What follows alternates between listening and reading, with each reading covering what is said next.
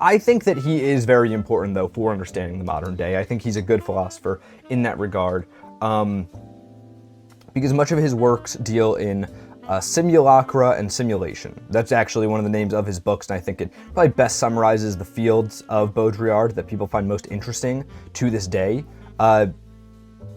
Simulacra being an idea that we've invoked on this channel many times, that like, oh, everything's kind of becoming a copy of itself, everything's very referential, but it's also simultaneously losing those referentials, and that's making it have a lack of meaning in modern day, which is leading us to the second part of that phrase, simulation, and hyper-reality and all these things. Very surprisingly relevant towards the internet and all these things. I think that, like, the internet can make it feel every day like you're going insane. I think that that's a very common thing nowadays. And I think that he is the best philosopher who almost presents a toolkit, maybe a little bit of a way out of that thinking. It'll help you make sense, not in your daily scrolling, which I hope you don't need any help making sense of that,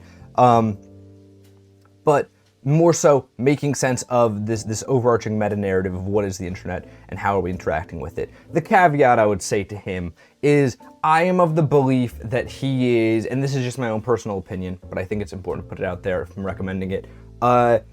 I'm of the belief that like half his stuff comes off as insane, incoherent ramblings, and the other half is like, oh my God, you're a prophet. He either is hitting the nail on the head in ways that I can't fathom, or it's like, okay, that's a weird one. Wow, where did that come from, I think that this is, specifically in his text that is his most famous, Simulacra and Simulation, I think that's a very recurring theme, at least for me as I was reading it. I found it to be that, where it was like half the time I was a little bit like, wow, that was crazy. And the other half I was like, okay, this just explained everything I've been thinking about for the last 5 years. So that's a little caveat there.